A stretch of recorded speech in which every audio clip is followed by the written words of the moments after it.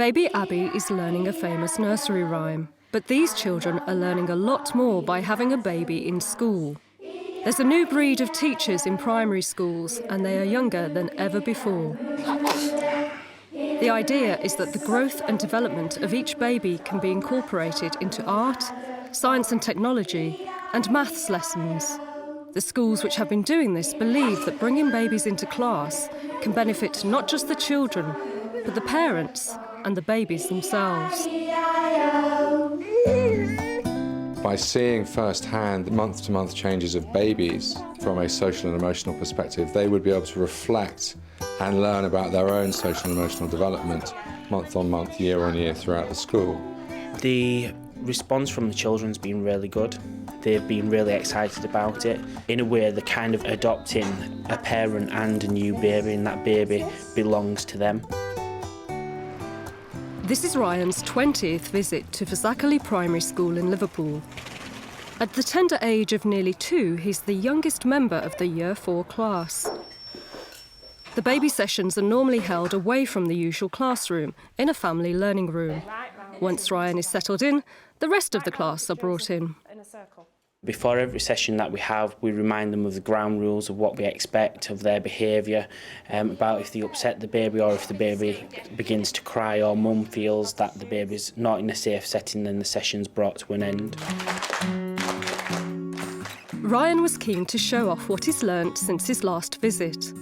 When he first started coming into school, he was quite shy, but now he's always relaxed in class, particularly with his older sister Jessica.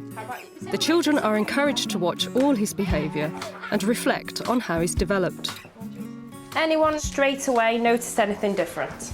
When Jessica come in the room, Ryan ran to her. And I think that's the first time we've ever seen him running, isn't it? We run like that, don't we? And Ryan's running like that with his arms. That's right, so he's starting to use his arm for balance. This project is actually really good for linking in with other curriculum areas. We've been able to link it in when the baby was teething with our teeth and eating topic in science. We've linked it in with design technology, making baby food. We've also linked it with maths, weights and measures. It's just endless. It can be linked into absolutely any subject. And because you've got that initial real experience that the children have had, it really enthuses them then in those other subject areas as well, because they're using those links as motivation.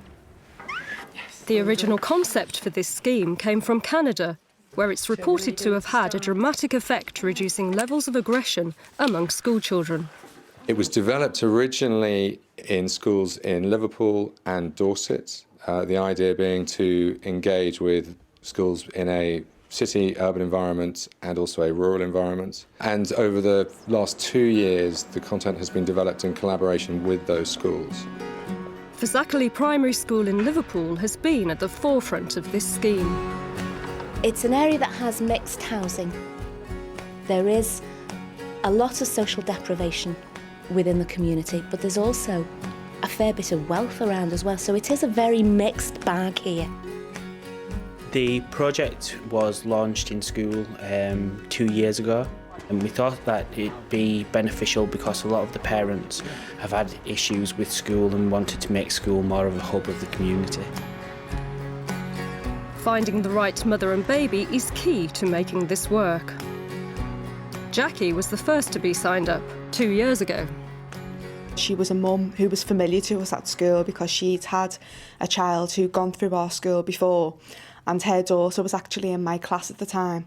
So when we found out she was pregnant, we just thought she would be an ideal candidate to come into the school. Come on, we're going to have some sweets. At first, she was very nervous. She's quite a shy person. So we said we would just do one session and see how she felt after that. And we gave her a lot of guidance. My first thing would say no, but then I thought, no, why not? I'll be helping the school. So I said, yeah, I'll give it a go. I was terrified, absolutely terrified. But as they were asking questions and that, I started relaxing a little bit more, and I enjoyed it, really enjoyed it. It's an ongoing commitment for mums to undertake as the babies are brought into school every 4 weeks. Before each new session, the children are encouraged to think about how Ryan may have developed since they last saw him.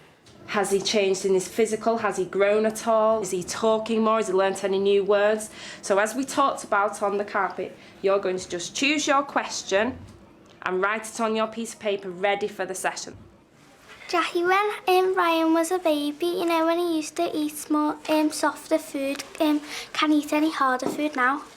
It depends. He's very, very fussy eater. So he loves soup and scouse and stuff like that more than anything. But I still mash it up for him a bit, but he wanted to start being harder now because he wants to be like the kids. So today we thought we'd look at how he's learning to draw and make marks on paper and control a pencil, and look at how that's different to what he's doing and how that's different to what we do now and what you've learnt to do. And here is a picture that Ryan prepared earlier. Would Ryan be able to draw a circle? No. Why not? Abby? Because he might not know his shapes and colours. Right. Some of you were very kind enough to bring some of your pictures. Now, you might not have been as young as Ryan when you drew these. Now, here's Jasmine's. Just looking at the picture, would you know what she's drawn? You can see the faces on it. Right. Do you think that when Jasmine drew this picture, she was younger than Ryan, about the same age as Ryan, or a bit older than Ryan? Older, because when you see Ryan's picture, it was just a little like a scribble, and Jasmine knows how to draw a circle. This is a year later. Or is this yours, Leah, sweetheart? Yeah. What's Leah drawn? She's drawn the face. Can you see any change there? Jessica? Arms and legs. Right. As well as the face, she's got arms and legs. Now, is that what we look like? No. Is there something missing? Olivia? A body. Right, the body. Initially, when we were approached to take part in the scheme, we did have reservations about how it would work, how the children would react and how they'd behave, but it's been a great fun way to link in social and emotional development into all parts of the curriculum in a way that gives children a sense of ownership on something, and they can act as role models. So it's really been a completely positive experience. Similar experiences have been shared by other schools in the pilot scheme. 7-month-old Heidi is having her vital statistics taken by a Year 3 class. Her monthly weight change and growth measurements are a useful resource for maths. What length is Heidi now? Straighten out the tape measure, Milton, please, so we get an accurate reading. 66 centimetres. 66 centimetres, wow, Heidi. She's growing very tall, isn't she? So you can add that to your information sheet now, can't you? Can you see Heidi's progress from when she was born? She was 2.4 kilograms. What does she weigh now? 8.4 kilograms. Wow. Miss, can I draw my alarm, please? Certainly, Luke. Make sure you go from the first point at the bottom right up to the last point at the top. This is Heidi's 5th session with the children, and she's remarkably relaxed. Heidi's been great with the children. She's a good baby anyway, so it was an ideal candidate for this sort of project. And the children are fantastic with it also. The maths lesson with Heidi is more formal in structure, but with 9-month-old baby Abby, the focus is on speaking and listening. Could anybody tell me why Abby would want to put that ring into her mouth? Because she's teething, and it encourages her to get her teeth through, and it soothes her as well. I think it gives them a better understanding of how hard it can be bringing up babies when they do actually see them when they're ratties, I suppose, and they see the changes and, you know, hear about the nighttime routines and the crying and the feeding and the clothes changing and the nappy changing. It brings it home. This is the 9 to 12 month baby row, which she should be in. So we've gone from this size to the size in 9 months. Oh. It might deter them from wanting them so young, possibly. It might spur them on. The boys reacted in a similar way to the girls. I guess I didn't see much of a difference between the two. One of the boys just said at the end of the session that he wants one because she's so cute. It brings a softer side of them out than it does necessarily in the playground. Twinkle, twinkle. it'll help her develop as well, watching the other kids. With Twinkle Twinkle, she makes the signs with her hands. She sees what they're doing, she'll automatically copy. She's at that stage now. And also with Oh MacDonald, she started to make the moo sounds and various animal sounds, and that's by watching and copying the other children. How I wonder what you are. Thank you. By watching the baby's behaviour in class closely, the children are then able to reflect on their own behaviour, whether it's good or bad. Do you know then when Ryan was playing that game with you and he was kicking at you and doing this to you on your face? You enjoyed that, didn't you? You were having a little bit of a laugh and a little bit of a joke about it, and so was Ryan. So that was okay. But if Ryan did that at home, maybe to his older brother or sister, or Jackie took him to play in somebody else's house and he did it there, what do you think Jackie should say to him then? She'd tell him to stop it. When he's older, he's going to get into the habit of kicking and hitting people.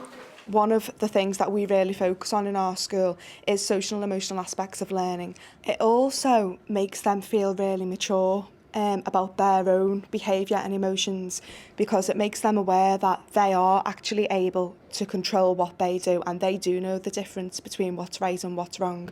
So it gives them that sense of self-confidence that they can make those choices for themselves and they can choose to do the right thing. Sessions with the baby last about 45 minutes. Then the children continue with their learning in the classroom. After Ryan's visit, they are asked to draw self-portraits. This is Bradley's picture that he's just drawn. It's not finished, but there's something that Megan hasn't drawn when she was younger, and I'm thinking something not to do with the legs. Hands. We have hands, don't we? And on the hands we have Fingers. fingers. So the end of his hand, he has 4 fingers and then a thumb, and he's even drawn the thumb differently to show the difference. Look, where's his eyes? His eyes, where are they? By pointing to your eyes and saying the word, you're actually being a teacher there. Well done. They see Ryan almost as their own little brother, and the children love his visits and Jackie's visits. I think the children would be absolutely devastated if we told them all of a sudden that the sessions were going to end. The plan is that Ryan will continue with these children coming in until the children have left the school. Ryan's not the only baby here. There are currently 5 others, and there are plans to expand the scheme to every single class.